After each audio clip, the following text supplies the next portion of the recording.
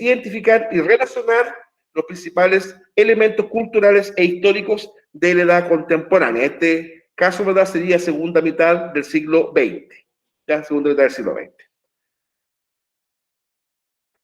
En clase pasada habíamos visto, por lo menos a nivel de concepto, que lo que era la Guerra Fría. De hecho, para muchos, ¿verdad?, el concepto de Guerra Fría fue acuñado en Inglaterra.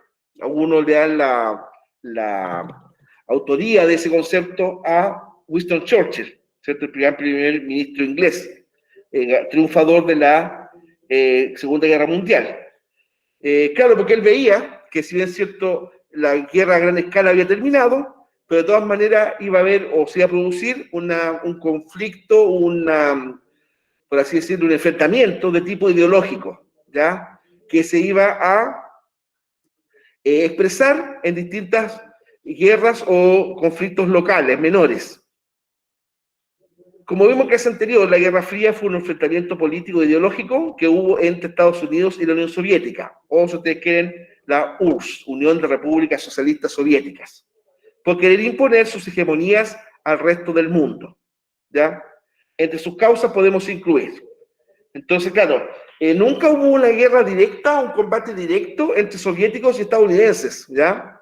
Sin embargo, como vamos a ver a continuación, ¿verdad?, en estos conflictos locales, regionales, ambos países, ambas superpotencias, apoyaron al bando que sentían más afín ideológicamente, ¿ya? Los Estados Unidos apoyaron a movimientos, grupos o países procapitalistas, así como la Unión Soviética a movimientos, guerrillas, países prosocialistas. Estados Unidos defendía la democracia y el capitalismo, por lo menos ellos decían eso. Ellos decían eso. Así como los principios de la propiedad privada y la libre iniciativa, ¿ya? Generalmente uno de los elementos, una de la idea fuerza de la intervención de Estados Unidos en el mundo entero, ¿verdad?, era la defensa de la libertad. De hecho, el ícono fue la Estatua de la Libertad, que, entre paréntesis, la Estatua de la Libertad, como ustedes saben, ¿verdad?, no siempre, o mejor dicho, no fue hecha en Estados Unidos. La Estatua de la Libertad fue un regalo que le hizo Francia a Estados Unidos para su primer centenario, en 1876. De hecho, el ensamblamiento de la Estatua de la Libertad fue obra del arquitecto francés Gustave Eiffel, ¿ya?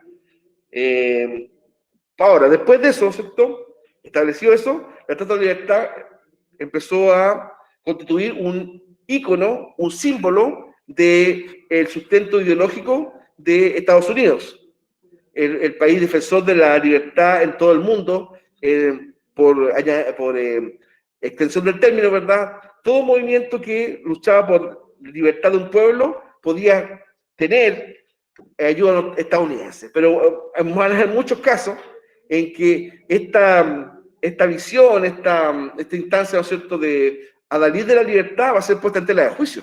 Y también Estados Unidos va a apoyar a ese movimiento, más bien dictatoriales, pero procapitalistas, y que se contradice un poco con esa misión autoimpuesta de defensor mundial de la libertad. Bueno, sin embargo, por otro lado, Estados Unidos apoyó la imposición de dictaduras en varios países de Latinoamérica, ¿cierto? Se dice que en el golpe militar de 1973 en Chile, la CIA, por ejemplo, no solamente apoyó el golpe, sino que colaboró en apoyar, ¿no es cierto?, en dar apoyo logístico de tipo táctico, estratégico a los militares golpistas.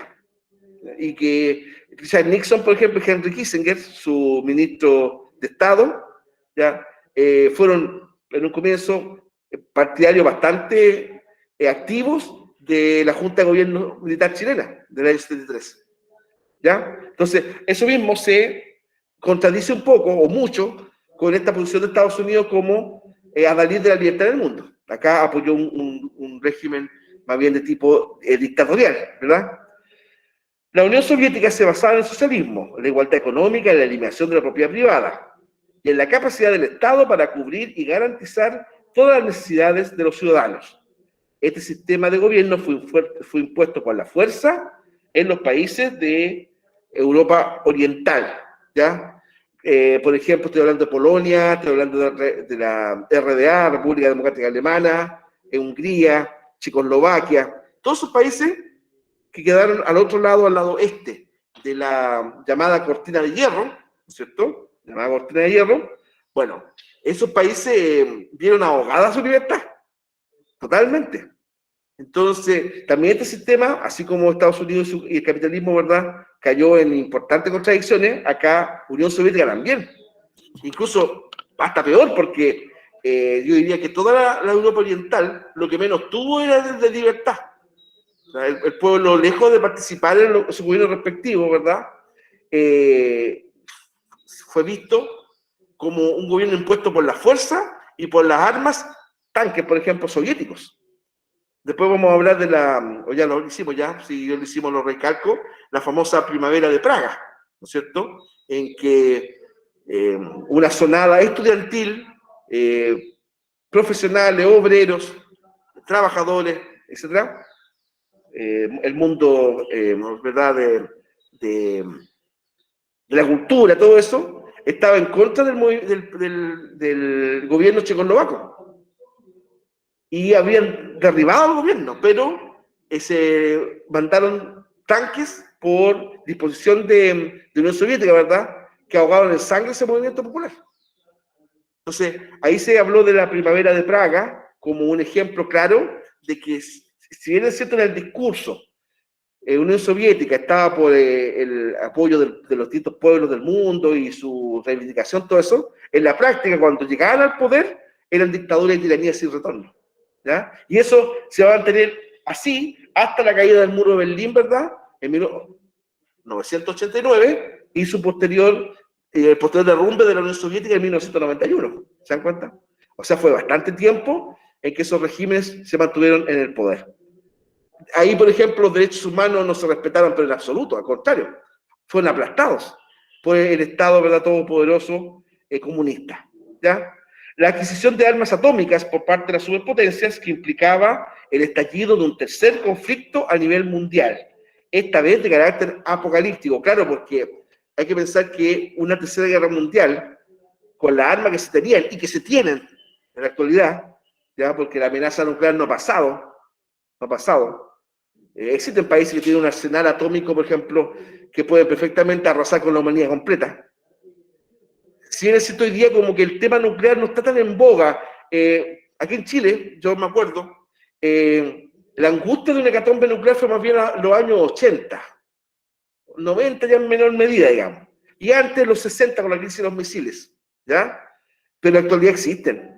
Incluso, para que ustedes sepan, países, ¿verdad?, cuyo, pongámosle, el nivel de desarrollo económico, el tema de la alimentación, la precariedad como esos pueblos viven, sería inimaginable que esos mismos países tuvieran bombas atómicas, y las tienen. ¿Ya? Bueno, China es potencia económica, pero por ejemplo, India tiene bomba atómica, Pakistán tiene bomba atómica, Corea del Norte tiene bomba atómica. Entonces, no hay una concordancia entre el poder económico, el desarrollo económico, productivo de esos países, versus el tremendo arsenal atómico que poseen. Por eso cuando ahí hablamos de que un tercer conflicto mundial iba a ser apocalíptico. Cuando hablamos de apocalíptico, es decir, que se acaba la humanidad, literalmente. Einstein, el gran científico alemán, ¿verdad?, de origen judío, y después se radicó en Estados Unidos, ¿verdad?, llegó a decir que si hubiera una tercera guerra mundial, la cuarta iba a ser con piedras y palos. La cuarta guerra mundial iba a ser con piedras y palos. ¿Qué significa eso? Que volvería a empezar la humanidad. ¿Cómo? Que volvería a empezar la humanidad de cero. De cero. Como que volveríamos a la edad de piedra, ¿no es cierto? Correcto, gracias. Entonces, eso más o menos indica el hecatombe que podría significar una tercera guerra mundial. Y estuvimos cerca, ¿eh? Estuvimos cerca. Generaciones como la de ustedes no la vivo, mi ejército, yo tampoco la viví, así que pero el año 63, ¿no es cierto?, en la crisis de los misiles, cuando la Unión Soviética quiso instalar misiles en Cuba, Khrushchev, y Kennedy, ¿verdad?, ordenó a la escuadra estadounidense detener a los barcos soviético, y me cuentan nosotros, parientes míos ya mayores, que por la radio, porque ese tiempo era todo radio, constantemente seguían dando informativos, ¿verdad?, que los buques soviéticos seguían avanzando hacia Cuba, ¿verdad?, pero Kennedy ordenó no dejarlos pasar. Entonces, si se producía un enfrentamiento entre esos buques, prácticamente iba a haber una debacle nuclear. El mundo respira aliviado, ¿cierto?, cuando Khrushchev ordena que la retirada. Se dice que fue un negocio, ¿ah? O sea, no, perdón, es que la palabra negocio suena raro. Un acuerdo, una negociación, esa es la palabra, negociación, ¿ya? En el cual, ¿no es cierto?, por el famoso teléfono rojo, ¿verdad?, en el cual, ¿no es cierto?, Kennedy se compromete a desmontar unos misiles que Estados Unidos tenía en Turquía y que supuestamente estaban apuntando hacia la Unión Soviética, a cambio de que Khrushchev no instalara los misiles soviéticos en Cuba. Y gracias a eso el mundo se salvó. Gracias a eso el mundo se salvó. Ahora, después de la Segunda Guerra Mundial, Europa quedó literalmente en el suelo, destruida. No solamente Alemania, que fue el país, que por razones obvias, que más sufrió el deterioro de sus ciudades. También, por ejemplo, Francia, y Inglaterra. Ya la Luftwaffe, ¿no es cierto?, la Fuerza Aérea Alemana, prácticamente destruyó una gran cantidad de ciudades inglesas. Francia fue escenario, es el suelo francés de batallas.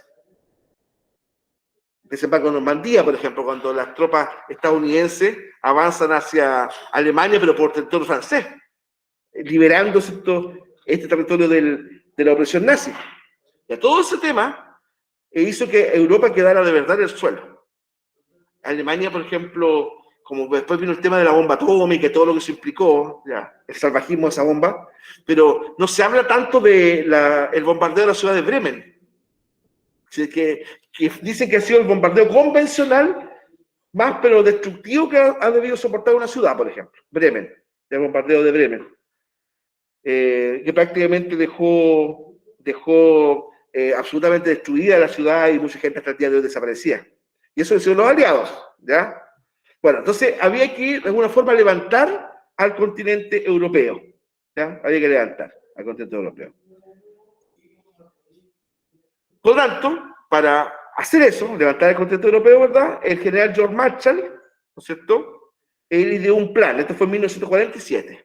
El gobierno de Estados Unidos creó el plan Marshall, porque este fue el militar que lo propuso, para ayudar a reconstruir las bases políticas y económicas de los países europeos, afectados por la Segunda Guerra Mundial, a fin de detener el avance de los partidos comunistas en la Europa occidental, ¿ya? Claro, los partidos comunistas, ¿no es cierto?, obviamente tenían como eslogan, ¿no es verdad?, o como punto de referencia, generar una cierta esperanza material o de recuperación económica de todos estos países que quedaban en el suelo. Entonces era una amenaza, ¿ya?, para la democracia de tipo occidental, ¿verdad?, y para la economía capitalista, el comunismo después de la Segunda Guerra Mundial era una amenaza. Y de hecho, fíjate, se quedó en dominio de media Europa, prácticamente. Después vamos a ver cómo se empiezan a armar dos bloques rivales, ¿no es cierto?, el Pacto de Varsovia y la OTAN, pero de que el comunismo, y además que la Unión Soviética había ganado la Segunda Guerra Mundial junto con Estados Unidos, también tenía su peso específico militar muy importante. Un gran arsenal soviético, por ejemplo, era atómico también. No tenía nada que envidiarle al arsenal estadounidense, ¿se dan cuenta? Entonces, era necesario de alguna forma levantar Europa para que de esta manera no cayera en manos del comunismo, como ocurrió, insisto, en Europa Oriental. El plan Marshall contempló el reparto de aproximadamente 14.000 millones de dólares.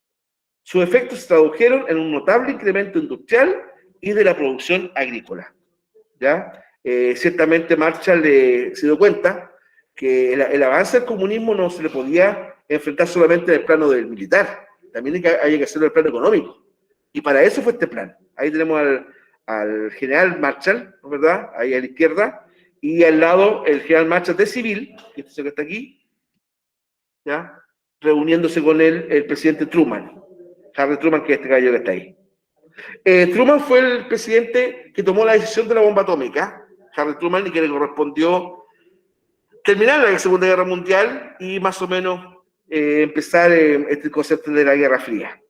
A implementar, porque fue su gobierno, el Plan Marshall.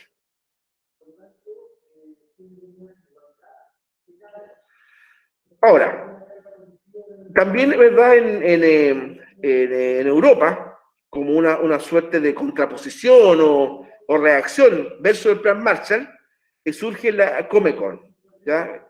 Eso se entiende, ¿verdad? O se traduce como Consejo de Ayuda Mutua Económica, Comecon. Esto fue de 1949.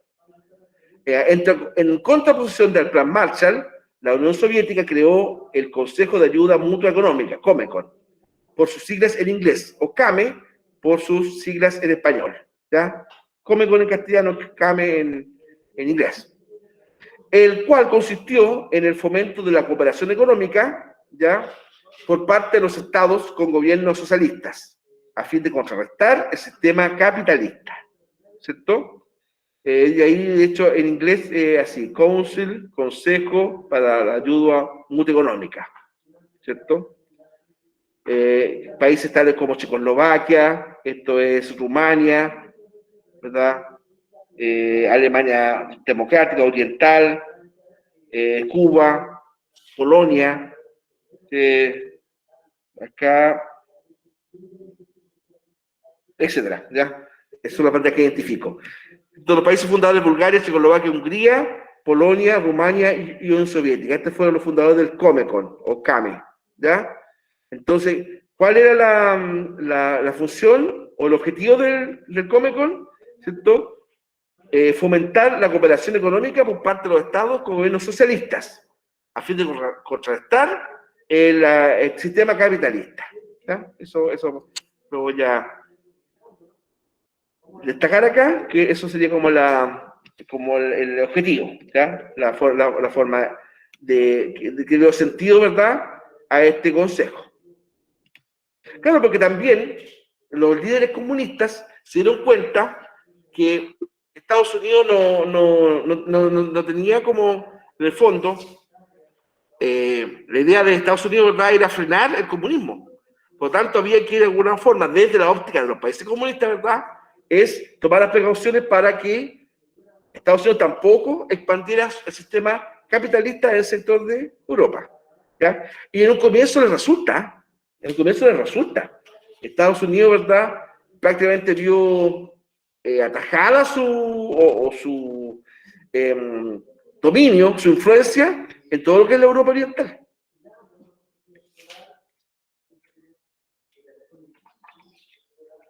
Ya, es lo que decía adelante, la OTAN y el Pacto de Varsovia. La constante incertidumbre de que Estados Unidos iniciara un enfrentamiento armado contra la Unión Soviética y viceversa, propiciaron la creación de la Organización del Tratado Atlántico Norte, OTAN, ¿ya? NATO en inglés, y el Pacto de Varsovia.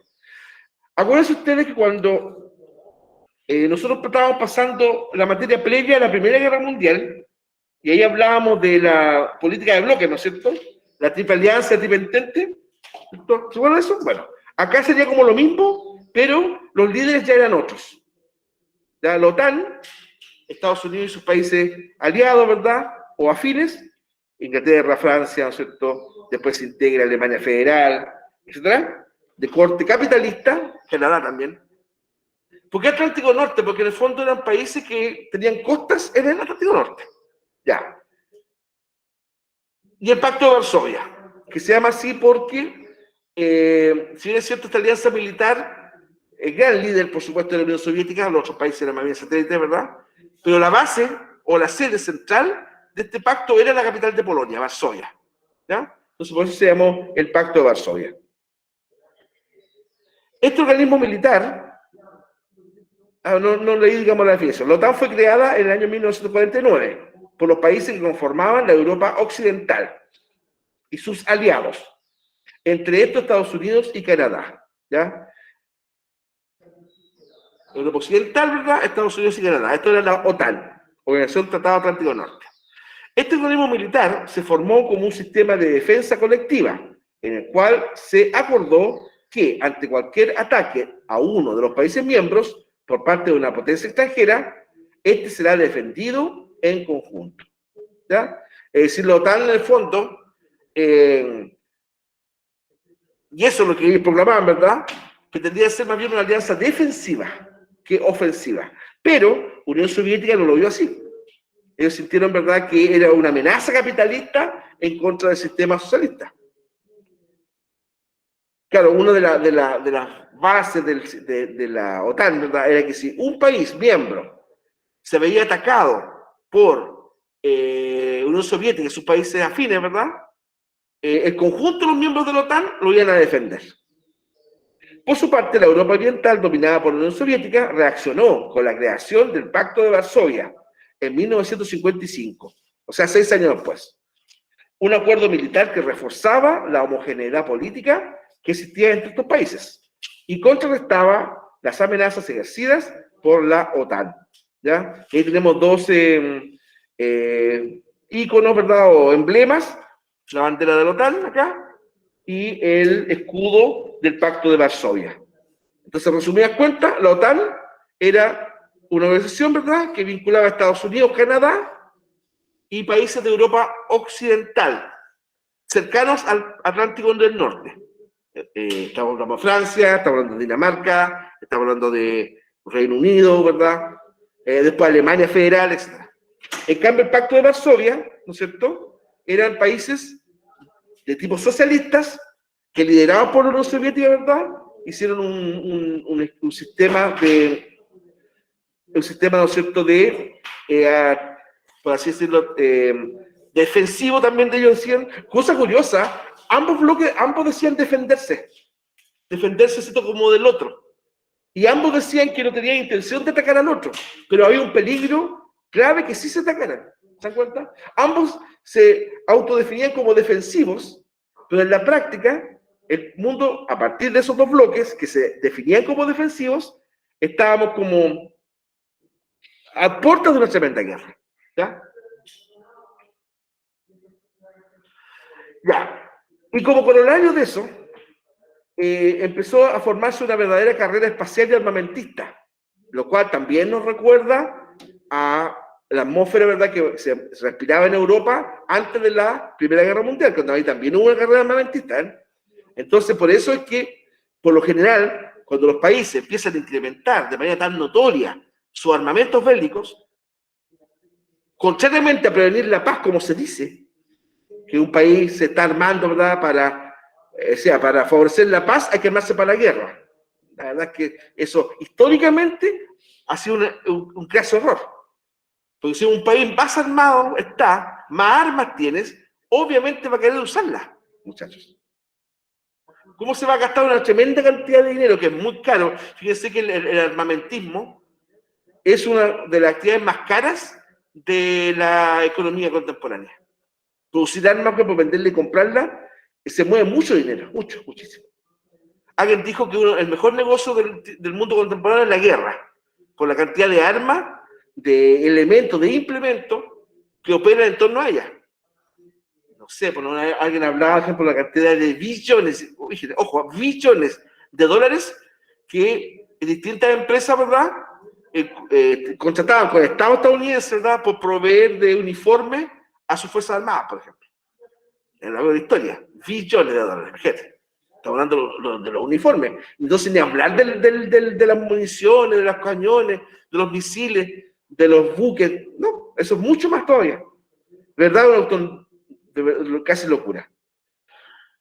Y como consecuencia de eso, se empieza a producir la carrera espacial también. Para muchos, la carrera espacial fue, en el fondo, la derivación, la extensión de la carrera armamentista en la Tierra al espacio. Porque, en el fondo, ¿quiénes siguieron la carrera espacial? Estados Unidos y Unión Soviética. Y vamos a ver acá, primero, que Unión Soviética empieza pegando varios, como digo yo, combos iniciales, digamos. Pero después Estados Unidos va a repuntar de manera bastante notable. En ambos bloques iniciaron una importante carrera espacial, y por lo que se llevaron a cabo importantes desarrollos tecnológicos espaciales que cambiaron la historia de la humanidad. Uno de los acontecimientos más destacados fue que en el año 1969, cuando el hombre llegó a la Luna. ¿cierto? Claro, porque la Unión Soviética había logrado antes distintos, por así decirlo, hitos en la carrera espacial. Por ejemplo, la Unión Soviética, el primer ser vivo lanzado al espacio fue por la Unión Soviética, ¿ya? En los años no lo recuerdo bien, pero fue la planeta Laika. Fue el primer ser vivo mandado al espacio. Ella murió, lamentablemente, ¿ya? Cuentan de que se echó a perder la oxigenación de la nave. Cuando regresó venía muerta la planeta. Bueno, Laika. Después, ¿verdad? El primer ser humano que sale de la superficie terrestre y da vuelta a la Tierra por fuera, Yuri Gagarin. Ahí está, Yuri Gagarin, él. ¿Ya? Él dio la vuelta a la Tierra por fuera. Yuri Gagarin. La primera mujer astronauta, también soviética, Valentina Tereskova, ¿no es cierto? Valentina Tereskova. Primera, ¿no es cierto? Mujer astronauta, que es una cosa, ellos para diferenciarse de los gringos, de los estadounidenses, se pusieron a sí mismos cosmonautas, los cosmonautas. Bueno, la primera mujer cosmonauta fue una rusa, ¿ya? Valentina Tereskova. Ya. Otra, el primer satélite artificial, ¿verdad? Fue ruso, me parece, Sputnik, 1959. Sputnik fue el primer satélite artificial hecho por el ser humano. O sea, estamos hablando de 4-0 en este momento. El primer ser vivo, Laika. El primer hombre en salir de la Tierra al espacio, Yuri Gagarin. La primera mujer cosmonauta, Valentina Tereskova. El primer satélite, el Sputnik. Todos soviéticos. Y Estados Unidos, nada. Nada. Hasta aquí viene el tema de la llegada del hombre a la Luna. ¿Ya? Hasta el día de hoy hay actos, no sé si es duda, no sé si en este instante podemos dudar del cuento, pero de que hubo sospechas de que eso haya sido un fraude, o si ustedes quieren un montaje.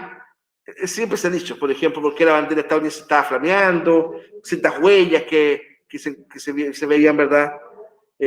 Como huellas de tractores, no sé.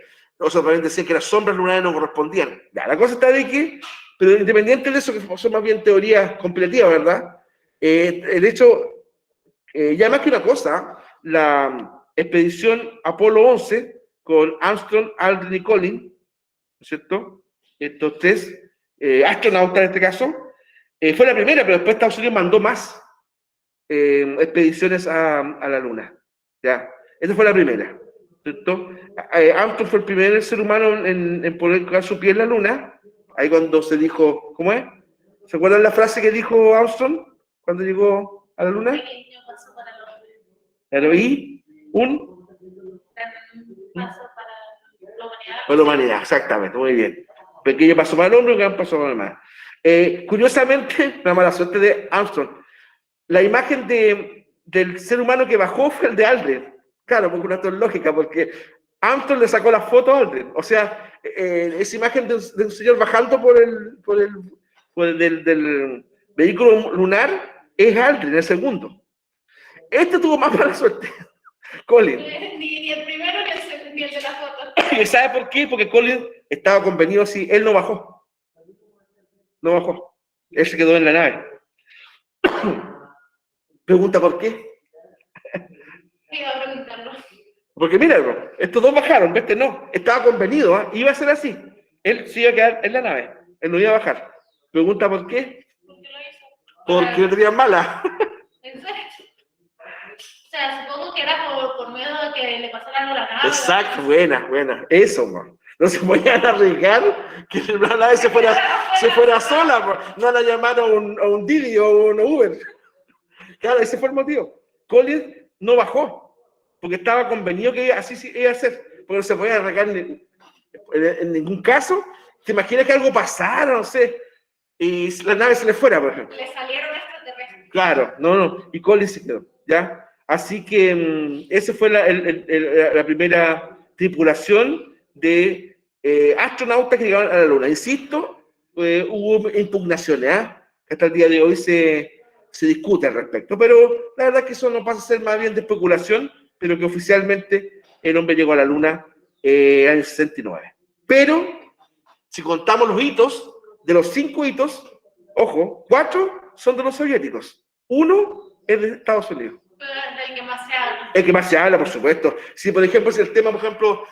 Eso es lo que les conviene. El que más se habla es el que más les conviene porque a la llegada del hombre a la luna fue como algo, un boom en todo el planeta, así que ahí se convirtieron más en potencia, o sea, les tenían más miedo, porque si llegaron a la luna, ¿qué pueden hacer en la Tierra? Por supuesto. Mira, y tanto es así, lo que tú dices, ¿ya?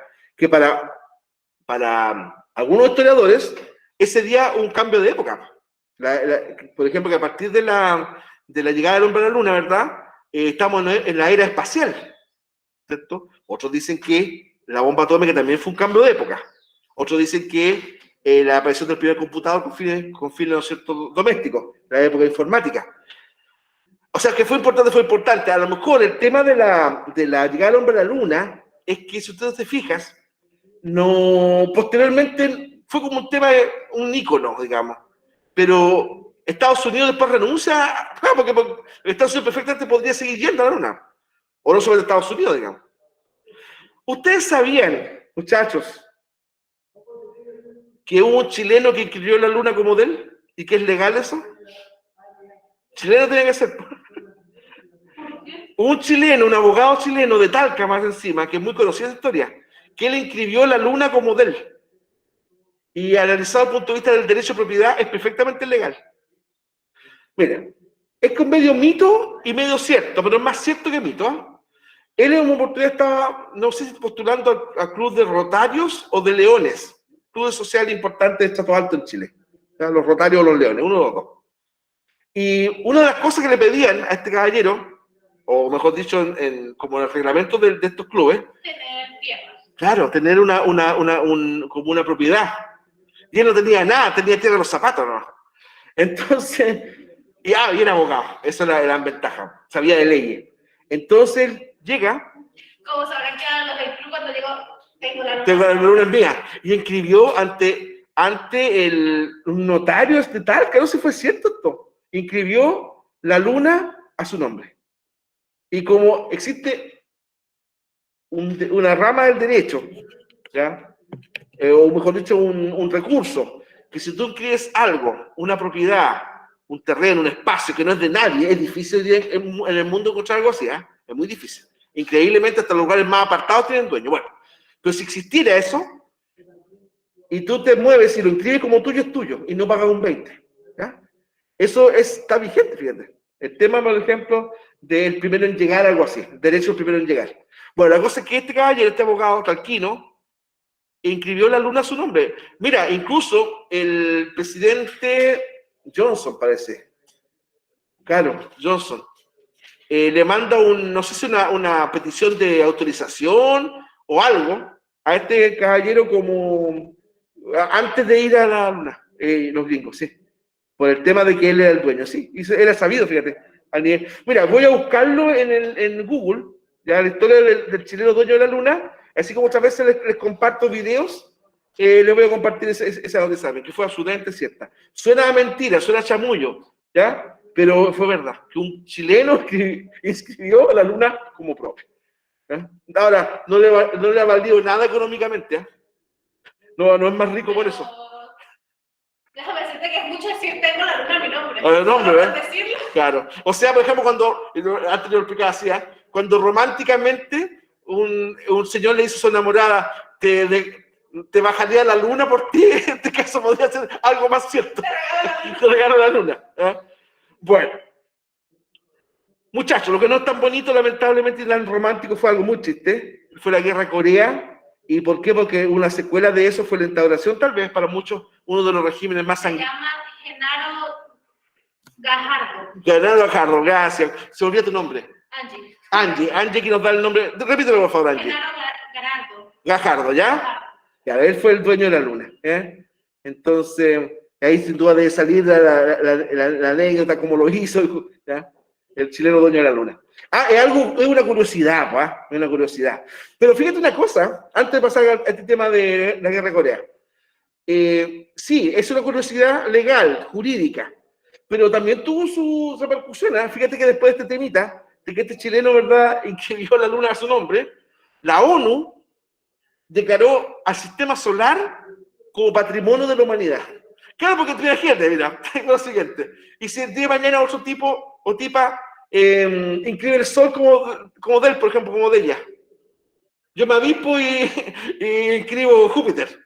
La Angie aquí inscribe Saturno. Y, bueno, serán puras cosas simbólicas, ¿verdad? Pero para evitar que eso siguiera pasando, ¿cierto? La ONU después declaró que el sistema solar, el universo, etcétera, es patrimonio de la humanidad. Por tanto, ya no podía seguir, señores, ¿verdad? O señoras, inscribiendo ningún astro a su nombre. Y te digo, los asteroides, pues, pucha, perfectamente podríamos tener cada uno asteroides, por lo que les importa, ¿ya? Muchachos, este es un tema que viene a continuación, claro, que es la guerra de Corea, ¿no es cierto? Y la verdad es que, claro, como dije antes, el episodio, si bien es cierto, Corea del Sur logró sobrevivir, todo eso, y apoyado por Estados Unidos, de esta guerra de Corea, un combatiente, ¿verdad? Kim Il-sung, ¿no es cierto? Que después de la guerra de Corea, fundó uno de los regímenes más sangrientos y dictatoriales y tiránicos del mundo, que es Corea del Norte, ¿ya? Si bien es cierto, este régimen, ¿verdad? Tiene algunos admiradores en el mundo, algunos, ¿ya? Pero la verdad es que hay un consenso de que obedece casi a otra época, en donde la gente es como un estado policial, en donde ya casi ni siquiera es súbdito. Porque por último, ojo, un súbdito de una monarquía tiene derechos, ¿sí? Perfectamente. Por ejemplo, en la época colonial, ¿verdad?, americana, España reconocía derechos de sus súbditos. Acá no. Ya, digo, es un régimen más opresivo que existe en el mundo. Alguien decía decir que incluso la dinastía Kim es más tiránica que Stalin. Con eso lo digo todo. Que China, por ejemplo. Bueno, la guerra de Corea fue un conflicto bélico que ocurrió en la península de Corea entre 1950 y 1953. Se enfrentaron la República de Corea o Corea del Sur, apoyada por las Fuerzas Armadas de varios países comandados por Estados Unidos. Fue Estados Unidos fundamentalmente. ¿Ya? Francia colaboró un poco, Inglaterra otro poco, pero fundamentalmente fue de Estados Unidos. ¿Ya? Y la República Popular Democrática de Corea, o también llamada Corea del Norte, ¿ya? Apoyada por la República Popular de China y la Unión Soviética. Es decir, las potencias mundiales apoyaron a su bando afín. Estados Unidos apoyó a Corea del Sur, que hasta el día de hoy es un país muy potente económicamente, y China y la Unión Soviética apoyaron a Corea del Norte, ¿ya? Este país que poco adelanté, que bajo esta dinastía, ¿verdad?, de dictadores tiranos, han mantenido el poder durante tanto tiempo, porque han sido 3, ¿ya? Bueno, la guerra constituyó uno de los tempranos episodios de la Guerra Fría, acabando con más de 3 millones de civiles en la Guerra de Corea, ¿ya? Y miren, y casi el 15% de la población del norte muerta. Constituye una de las guerras más sanguinarias de la historia, ¿ya? Entonces, claro, desde el norte, ¿verdad?, los norcoreanos invaden el sur de la península y el gobierno de Saigón, es decir, Corea del Sur, no habría podido resistir sin la ayuda de Estados Unidos, ¿ya? Los estadounidenses, ¿verdad?, encabezados por el general MacArthur, Douglas MacArthur, ¿cierto?, apoyan a Corea del Sur y finalmente como que se produjo, comillas, un empate, digamos, ¿eh? Y ustedes ven ahí, este mapa. La parte roja es Corea del Norte hasta el día de hoy y la parte sur es azul, es Corea del Sur. Pyongyang y Seúl. Entonces, claro, la cantidad, ¿no es cierto?, de muertos es enorme, ¿ya? Acá, por ejemplo, Corea del Norte, una dictadura comunista, pro-soviética, bajo el mando de hierro de Kim Il-sung, ¿ya? Este señor Kim Il-sung se había destacado en la lucha contra los japoneses, ¿ya? Era líder de una guerrilla comunista contra los japoneses en la Segunda Guerra Mundial. Y después, ¿verdad?, él se adueñó del poder en su país y atacó a Corea del Sur. Corea del Sur, en un momento había una dictadura de derecha, pro-norteamericana, bajo la dirección de Syngman Rhee. Aquí este señor que está acá. Cabe advertir que en la actualidad, ¿verdad?, Corea del Sur fundamentalmente es un sistema democrático, de tipo occidental. Cuando las potencias ocupantes se retiraron en 1948, la URSS, y en 1949 Estados Unidos, los dos estados antagónicos quedaron frente a frente.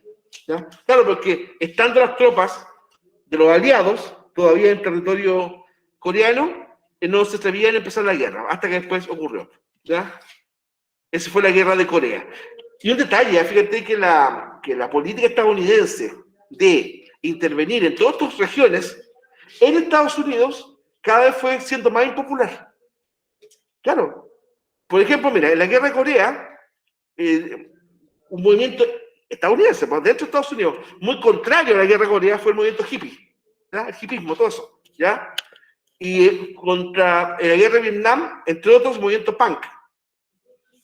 Y distintos gobiernos pacifistas, importantes artistas, por ejemplo, estadounidenses e ingleses, ¿verdad? Estoy pensando en John Lennon, estoy pensando, ¿no es cierto?, en su momento dado, Cat Stevens y otros. Ellos fueron claramente contrarios a esta guerra. Y en Estados Unidos, al interior de Estados Unidos, se empezó a formar un movimiento anti-belicista. Les recomiendo la película, es un poco larga y tanto lenta, pero bastante buena si la tienen paciencia. Nacido el 4 de julio, muchachos, con Tom Cruise. Que un joven estadounidense que va a la guerra, en un comienzo súper asumido por la parte patriótica, él va a pelear por su país, todo el tema, y lamentablemente estando allá, no una bala le perfora la columna vertebral y quedó parapléjico para siempre. Y después este señor se transforma en un líder pacifista. Incluso es muy buena, muy buena. Y el tipo, ¿no es cierto?, con silla de ruedas y todo, está en las calles peleando contra la ocupación estadounidense en Vietnam. ¿Ya? Y ahí los policías no tienen nada que fueron minusválidos, los palos llovían ahí de siniestra. ¿Te das cuenta? Nació el 4 de julio, con todo el cuerpo. Si la viste, Angie, de verdad, te lo recomiendo, y a todos ustedes, por supuesto, que la vean, porque está bastante... Me parece que está en la plataforma Netflix, me parece que sí. ¿Ya? Y se parece que uno no es que le haga siempre reclame a Netflix, puede estar en Amazon o puede estar en Disney, pero o ahora HBO Max. ¿Eh? Ya, lo que pasa es que la más masiva es la plataforma Netflix, por eso yo siempre la hago alusión, ¿ya? La guerra de Vietnam, que hemos hablado ya, y no solamente esta película, hay varias del cine estadounidense que hablan de Vietnam, pero muy críticos sobre la guerra de Vietnam. Pero si ustedes, por ejemplo, un clásico ya, vean Rambo 1, la primera, Rambo, a secas. Ahí se muestra claramente en qué condición quedaban los veteranos de Vietnam, pues, muchachos. Cuando volvían a Estados Unidos, ¿verdad? Y la sociedad, y eso hay un diálogo entre Rambo y Trotman, ¿ya? En el cual él le dice, ustedes me reclutaron, ustedes me mandaron a pelear allá, ¿ya? Allá el Vietcong me torturó, ¿qué no me hizo? Y cuando logré volver a Estados Unidos, a mi patria, la cual supuestamente, entre comillas, fui a defender, no encuentro ni trabajo ni siquiera de lavador de auto. Es fuerte, ¿eh? Es bastante fuerte, bastante duro ese diálogo. Ni siquiera me dan trabajo para lavar auto, dice. Uf. Entonces, ¿ves? Hay todo después un revisionismo en torno a esta guerra, tanto Corea primero como Vietnam. Bueno, guerra de Vietnam. Fue un conflicto bélico librado entre 1955 y 1975. El otro fue de 3 años, estos fueron 20 años. Para impedir la reunificación de Vietnam bajo un gobierno comunista. En esta guerra participó la República de Vietnam, Vietnam del Sur, anticapitalista, con el apoyo de Estados Unidos y de otras naciones aliadas a los Estados Unidos, contra la guerrilla local del Frente de Liberación Nacional, ¿ya?, de Vietnam, el Vietcong, y el ejército de la República Democrática de Vietnam, Vietnam del Norte, respaldado por China y la Unión Soviética, todos ellos comunistas. Ojo, acá, a diferencia de la guerra anterior, Estados Unidos, fundamentalmente su enemigo no era Vietnam del Norte, era la guerrilla comunista que estaba dentro de Vietnam del Sur. Esa es la guerrilla que ha pasado la historia como Vietcong. Pero esa guerrilla estaba apoyada por Vietnam del Norte, el ejército de Vietnam del Norte, China y la Unión Soviética. Todos comunistas. Se calcula que en esta guerra murieron en total entre 3,8 a 5,7 millones de personas. O sea, hartas más que la otra. Estados Unidos contabilizó 58.159 bajas y más de 1.700 desaparecidos, constituyendo la contienda más larga de dicho país. Fue una de las guerras más importantes del llamado periodo Guerra Fría. ¿Ya? Claro, porque fue larguísima. Y de hecho, en el año 75, así como ahora Biden, hoy se fue calcado, Nixon, ¿verdad? Ya indicó que era insostenible la presencia estadounidense en Vietnam y empezó el retiro de las tropas. Se retiraron los últimos, incluso, por ejemplo, los últimos soldados lo iban a buscar en helicóptero, como en el techo de la embajada, ¿sí? A los últimos contingentes. Los soldados en el techo de la embajada y el helicóptero sacándolo. Bueno, no pasaba ni un tiempo brevísimo, no me atrevería a decir ni 6 meses, cuando todo el país cayó en manos comunistas. ¿Ya? Y de hecho se unificó, o sea, miren, pues, lo que Estados Unidos trató de evitar durante 20 años, después pasó en 6 meses. Es decir, que la península, ¿verdad?, de Vietnam quedó toda bajo un régimen comunista hasta el día de hoy, ¿cierto? Se llama Vietnam nada más. Eso. Y también, por otra parte, acuérdense lo que, de hecho, acá se lo estaba como indicando, si ahora con el tema de Afganistán es como lo mismo. Biden, ¿verdad?, lo dijo que iba a hacer en todo caso, fue parte de su campaña. Empezó a sacar las tropas de Estados Unidos desde Vietnam, desde Afganistán, ¿no es cierto? Y pasó un tiempo breve cuando el país cae en manos de los talibanes. Y lo que es peor, no solamente en manos de los talibanes, sino que otras facciones islámicas, tanto más extremas como los talibanes, están haciendo atentados y cosas. Si el último atentado del aeropuerto fue de una facción más radical que los talibanes, que se ISI, no tiene un nombre, ISI auténtico, pongámosle, ¿ya? Que ellos se consideran incluso detractores de los talibanes. Porque es sabido que hubo un cierto acuerdo tácito entre los talibanes y Estados Unidos. Porque estaba claro que Estados Unidos iba a sacar sus tropas. ¿Sí? ¿Eh? Entonces, lo que yo creo, porque uno dice ya, ¿por qué Estados Unidos, por ejemplo, interviene en países tan lejanos como Afganistán, como Vietnam, como Corea, y no interviene en países tan cercanos como Cuba, Nicaragua, Venezuela, que están al lado? Ya, entonces lo que yo creo, ¿ya?, es que este tema de intervenir en un país y después que esta intervención militar les sea como un zapato chino para ellos, es decir, como un cacho, porque eso es lo que ha sido, ¿verdad?, Corea, Vietnam y Afganistán, yo creo que no lo han querido repetir aquí en el continente. Porque militarmente, perfectamente, Estados Unidos, de lo demás que podría invadir Cuba, por ejemplo, que se lo impide. No, pero es que de verdad esta experiencia, y bueno, ya hace muchos años Estados Unidos ya tuvo tropas en Cuba a comienzos del siglo XX, ¿verdad? Y toda esta intervención estadounidense, ¿verdad?, a la larga, dos cosas: les trae una tremenda cantidad de gasto en vida económico y oposición dentro de Estados Unidos. Claro, oposición dentro de Estados Unidos. De no a la intervención. ¿Ves? Y bueno, ya, es como discutir un poco la posición, ¿ya? Porque de hecho una vez ya Kennedy lo dijo. Cuando pedían, por ejemplo, que Estados Unidos invadiera más, con más y más tropas a Vietnam. Kennedy, el presidente Kennedy lo dijo: oye, si es su guerra, ellos tienen que ganarla. Pero los hechos al final han demostrado que Estados Unidos ha tenido que intervenir, y cuando lo ha hecho, después no se puede salir. Ese era el problema, ¿ya? Bueno, se calcula más o menos, ¿verdad?, ya se lo dije, las bajas estadounidenses. Hay todos los desaparecidos, 1.700 desaparecidos, ¿cierto? Ahí tenemos todos los intervinientes: Vietnam, Estados Unidos, Vietcong. El Vietcong no es un país, es un movimiento guerrillero, el Vietcong, ¿ya? Y sí, vaya, ¿ya? Y Vietnam del Norte, este sí que es un país. Vietnam del Norte más Unión Soviética más China apoyaban al Vietcong. Estados Unidos apoyaba a Vietnam del Sur. Bueno, y ahí justamente uno de los íconos más importantes de la expansión del comunismo en América fue la llamada Revolución Cubana, ¿ya? La Revolución Cubana es el principal resultado del movimiento revolucionario, ¿ya?, cubano de izquierda, que provocó la caída del régimen del dictador Fulgencio Batista y la llegada al poder del líder del ejército guerrillero Fidel Castro. Como los revolucionarios continuaban en el poder desde entonces, se considera la revolución como el periodo comprendido entre el alzamiento contra Batista y la actualidad. ¿ya? O sea, 1959, ¿verdad? Hasta hoy día.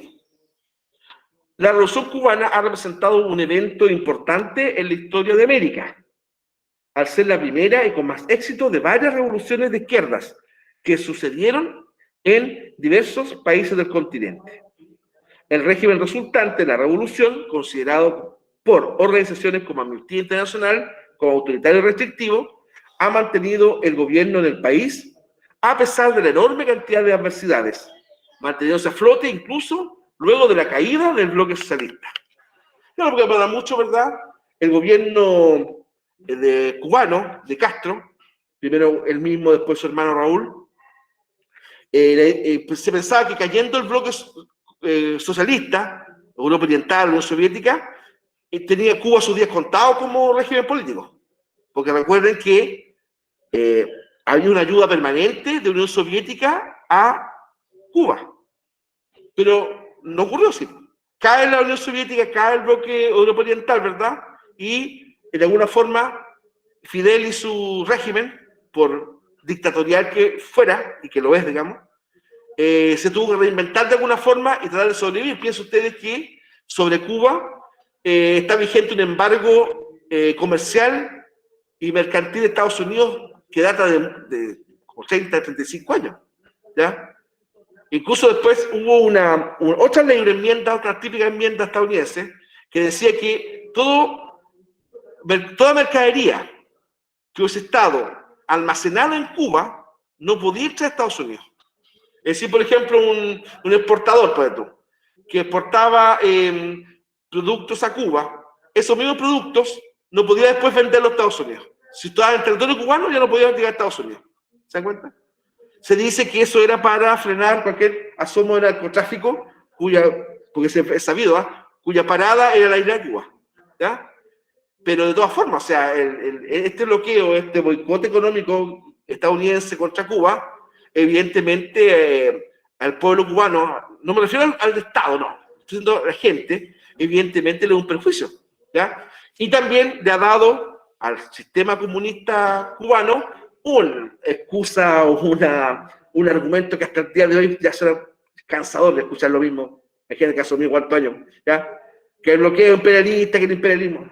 Oye, Fidel Castro y su hermano Raúl, y hasta se me olvida cómo se llama el actual presidente, que es de la misma laya, digamos. Han tenido todas estas oportunidades de convocar a elecciones libres. Y no han querido, porque es una realidad histórica, muchachos. Entonces ahí no hay dos opiniones, o sea, está bien, pues sí. Yo no digo, por ejemplo, que ellos no tengan cierto respaldo, sin duda. ¿No? Pero bueno, ya, pues entonces para eso está la democracia. Si el pueblo, ¿verdad?, soberanamente decide seguir en manos de los Castro o de su gobierno derivado, ¿verdad? Cosa que lo dudo. Pues se aceptará la decisión popular, ¿no? Ah, pero ¿por qué no quieren llegar a eso? Porque se sabe que van a perder. ¿No? Por eso te digo, llama la atención muy positivamente que hace poco, cosa que antes de décadas no pasaba, las primeras manifestaciones, ahogadas en sangre, por supuesto, contra el castrismo, contra el gobierno de Castro, ¿ya? Entonces, algo por el estilo, ¿verdad? Con Ortega en Nicaragua, como el mismo perfil, ¿ya? El mismo perfil. Entonces, movimientos y líderes que llegan al poder y después el pueblo cómo se los sacude. Son procesos demasiado largos, demasiado desgastantes. Porque te digo, a ver, yo salí, no sé, para la risa, pero es verdad. O sea, no puede ser para la risa algo tan trágico, perdonen, ¿eh? Pues para el sentido de ironía me refiero yo. Nunca el sufrimiento de un pueblo para mí me da risa. Pero fíjense, cuando yo estaba en cuarto medio, ya estaba Daniel Ortega en la televisión y armando guerra y revolución, ¿sí? Yo me acuerdo que cuando yo estaba en cuarto medio, año 85, y ya era conocido Daniel Ortega, por ejemplo. Entonces, son procesos muy largos, muchachos. Cuesta mucho después sacudirse ese tipo de personajes, ¿verdad? Entonces, ya, pero entonces, ¿cuál es el antídoto frente a esos tipos? Bueno, cuidar la democracia. Y eso depende de cierto miedo que me da en los tiempos actuales en Chile. Hay un amigo mío me decía, ojo, cuidado, están invocando al diablo. Y después cuando el diablo llega, se queda. ¿Ah? Entonces, no sé qué opina Angie de este tema, a lo mejor de tu experiencia. Complicado. Complicado, ¿no es cierto? La gente quiere que todo sea gratis, pero también quiere que todo sea bueno. Y al no pagar impuestos, los servicios son muy baratos, no se mantienen, porque nada en esta vida es gratis, y lo que es gratis no es bueno. Y de hecho, ¿cómo tú vas a reclamar algo que es gratis? ¿Ah? Claro, por ejemplo, es el tema del servicio al consumidor, ¿ya? Que aquí a veces es malo realmente. Pero por último, tú estás ejerciendo un derecho como consumidor, porque tú estás cancelando un servicio. Exacto. Si tú pagas, tú lo tienes. En cambio, en Venezuela son tan extremadamente tan baratos que tú no puedes reclamar nada porque prácticamente no pagas nada, pero te llega el agua una vez por cada 15 días, te llega la luz cada día por medio, puedes pasar semanas sin luz. Mira. El gas llega cada 8 meses, 6 meses. Mira. Qué bueno Angie, porque de verdad aquí en Chile hay gente que cree que eso es mentira, que son inventos de los exiliados venezolanos.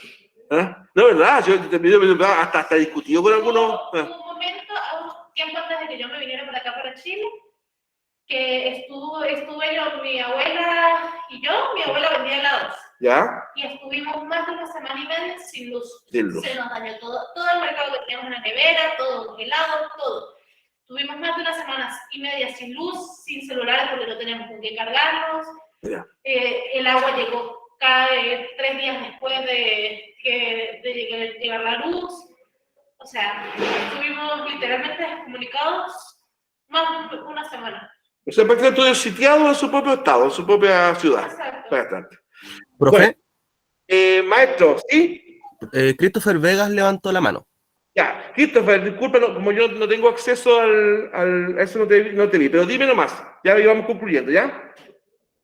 Christopher, diga.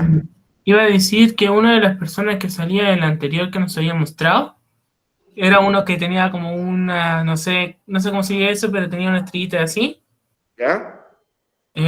Ese tipo, una vez he estado queriendo saber quién era y cuál era, no, para saber más sobre la historia de él, porque cuando era más tiempo atrás, me refiero al que tiene el gorro, el de acá. ¿Sí, ese? ¿Claro? Ya que he querido saber más porque cuando yo veía caricatura, había unos personajes que tenían casi su misma apariencia. Correcto. Entonces he querido saber quién era. Ahora que me sé el nombre, no sé quién más era. Claro. Es que era un gran ícono y un gran mito, ¿ah? Bueno, hasta hoy en día todavía sigue siendo... Claro. Y eso, incluso esa figura, atractivo, así. Pero bueno, hay mucho que hablar de... Y aquí estamos pasados, pero rapidito. Yo quise colocar acá a Camilo Cienfuegos, que se habla poco de él. Sí, a ese el primero, Fulgencio Vázquez, tampoco lo conozco. Claro. Camilo Cienfuegos fue un líder revolucionario muy popular. Incluso cuentan que le hacía hasta sombra al Che y a Fidel, y curiosamente murió en un accidente de aviación el mismo año de que ganó la revolución. Camilo Cienfuegos, el misterio de su muerte hasta el día de hoy no está dilucidado. Hay comentarios que dicen que estuvieron metidos acá en su muerte. Camilo Cienfuegos. Métanse en estos temas, muchachos. Búsquenlo, no me crean, búsquenlo ustedes por sí mismos. Sí, y, la historia del Che Guevara es muy interesante. Muy interesante. La de Fidel. Muy bien, pues. Ya, pues chicos, les dejo el bichito. Ya, aquí está la pregunta esencial. Me entusiasmé hablando de estos temas y no hablé mucho de esto, pero está a su disposición. Ya, y obviamente el jueves redondeamos, ¿ya? Ya, pues, Chaito, nos estamos viendo. Buen día lunes, lo que queda. Chao. Chaito. Angie. Chao, profe, gracias. Chaito. Nos Chao, vemos, profesor, chicos. muchas gracias. Chao. Chao, profesor.